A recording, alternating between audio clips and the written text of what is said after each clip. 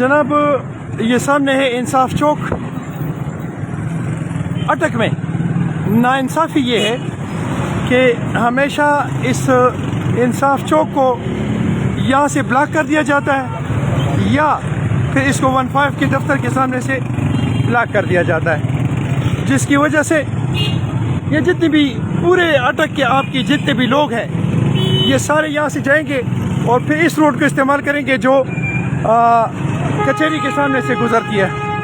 उसके बाद वहाँ पे जो एजुकेशन डिपार्टमेंट और DPO साहब के घर के सामने से जो रोड गुजरा हुआ है वहाँ से भी वो उसको ब्लॉक कर देते हैं। लिहाजा इनकी वजह से ये आवाम सफ़र करती है जिनके टैक्स से ये रोड बने हुए हैं। रोड मेरे टैक्स से बने हुए हैं और सफ़र भी मैं ही करता हूँ। इसका पूछने वाला वाली वारिस कौन है? कब पूछेंगे? हमारे इस मुल्क में इंसाफ कब मिलेगा? हमारे ये ब्लॉक रोड कब खुलेंगे? I don't know about that. लेकिन एक सवालिया निशान है मेरे आगे और वो यही है कि आखिर रोज़ रोज़ हमारे ये रोड ब्लॉक क्यों? सबसे पहले पूछेंगे इनसे मुलाकात करेंगे और पूछेंगे कि जनाब ये हमारा रोड क्यों ब्लॉक है। उसके बाद इस पे बात करेंगे कि आखिर अटक में हमारे पास अल्टरनेट रोड क्यों मौजूद नहीं है। जब मेरे अवाम मेरे बच्चे टैक्स देते हैं तो हमारे पास सब अल्टरनेट रोड क्यों नहीं मौजूद? व्हाट्स द प्रॉब्लम है? इस पे बात करेंगे। आपके साथ आपके बड़े कौन है बेटा? सर कमेटी मेंबर आप हैं जी। कौन बात करेगा मेरे साथ? नाम बताएं। सर मोहम्मद अहमद नाम है। अच्छा, आप क्या मसला क्या है आपका? आपने रोड क्यों ब्लॉक किया हुआ है? सर रोड हमने इस वजह से ब्लॉक किया हुआ है कि हमारे मेन 3 मुतालबात हैं एजुकेशन डिपार्टमेंट में और हेल्थ डिपार्टमेंट में वैकेंसी आई हुई है।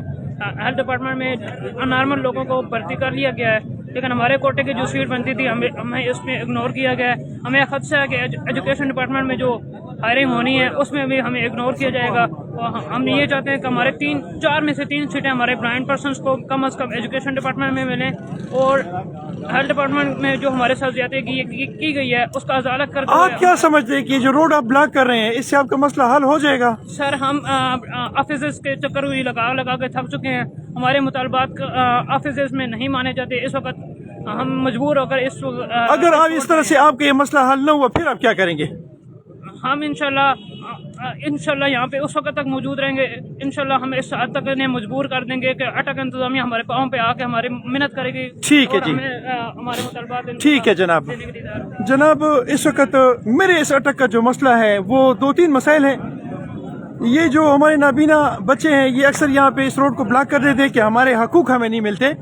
मैं ये समझता हूँ कि इनकी बात तो अपनी जगह पे दुरुस्त है, लेकिन ये अवाम जो टैक्स देती है इनके रोड जब ब्लॉक हो जाते हैं 2 मेरे पास रास्ते हैं।